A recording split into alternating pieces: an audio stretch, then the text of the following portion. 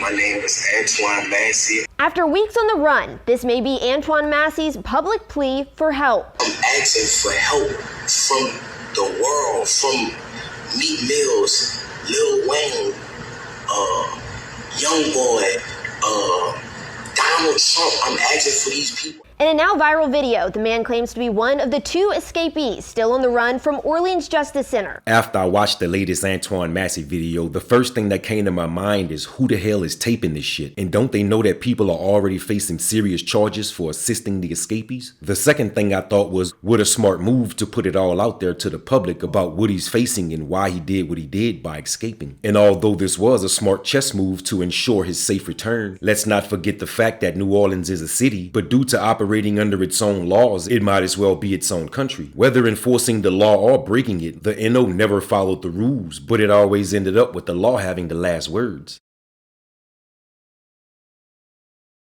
You know, we had a few people that got out cutting the tent, but we got them back.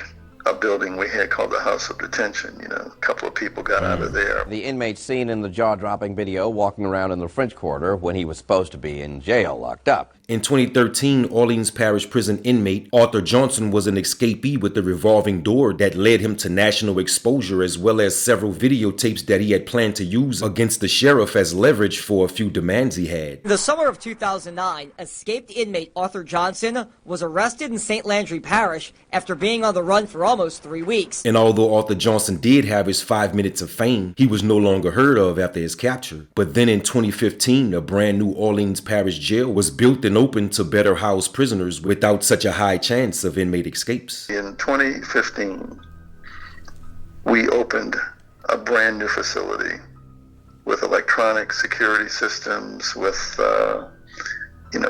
cameras, over 900 cameras. I'm one of the ones that was let out of GC. But based on the video and what happened in court today, there are new questions. Did the inmate actually escape, or was he allowed to walk free? They said that I broke out. I didn't break out. I was let out. My name is Antoine Massey. Fast forward to 2025, and Antoine Massey is presenting himself in a similar light by going public while on the run and making his situation viral to the world, at the same time creating a safe return if he decides to turn himself in. In my younger life, I'm not gonna lie, I was causing problems. I was young. My daddy got killed when I was 7 years old. My mom had to raise 4 children by herself, so I had to find a way to try to help my mother. You feel what I'm saying? But as time went on, the person that I once was, I'm not that person today. But let's look at it in real time. If I'm asking who's behind the camera on this Massey video, then of course the law is asking the same thing, and it's now after whoever it was behind the camera. Well, authorities say they raided a New Orleans home late last night where an Orleans Parish inmate may have been. Authorities did not find that inmate, but say they found some clothes he was wearing in that video. Take a look here. This video was posted to Instagram Sunday and has since been taken down. Now the big question, who owned the home that he was possibly inside of? Arthur Johnson took a chance, and the results was a new facility. So it's interesting to see what'll become of this 2025 escape once it's all said and done. The guy who said that I threatened him with a shank, the maintenance guy, how could I threaten you with a shank? If you can't come around me, you're a maintenance. You cannot come on the tills without a deputy being behind you. Because if they just let you on the till, you could be persuaded to bring drugs or anything like that nature. So how can I threaten you to jail you? And why you didn't notify the people, the police, that if I did threaten you? With Antoine's newfound success and all the momentum swinging in his direction, where does this leave DERRICK GROVES on the inmate escapee food chain? Is he now the underdog until he releases his own update video on why he escaped, or is he in it for the long run and understand that making a video can be detrimental to his situation? Somebody like DERRICK GROVES, he's facing a life sentence, and he's convicted of some violent crimes. He may not go peacefully. We're talking 2 different characters, 2 different type of charges, and ultimately 2 different backgrounds when it comes to their reasons for escaping. Massey, he's escaped before from the juvenile facility and also from Moreland Correctional Center. Before the Juvenile Justice Intervention Center became what it is today, in 2007 Antoine Massey escaped from here. Police found Antoine Massey on the Interstate 10 service road in eastern New Orleans. You know, he didn't really have the type of charges where, you know, he would be looking at a life sentence.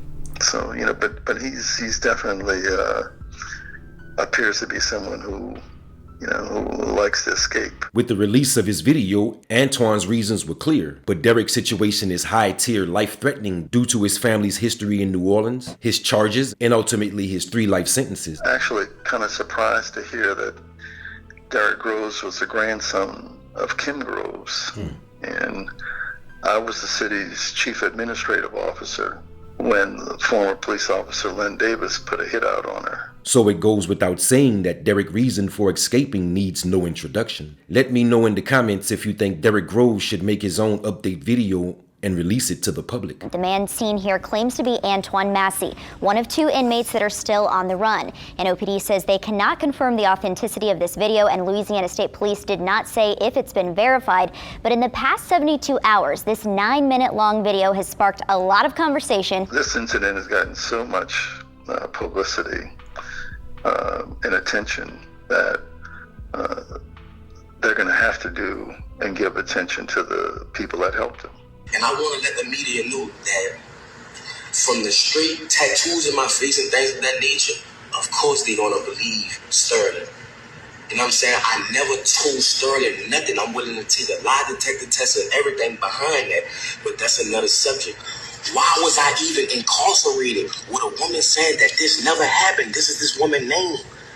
This is the charge, domestic abuse violation. This is about the shit in St. Tammany. Why would I, in Orleans Parish, why was I even in jail?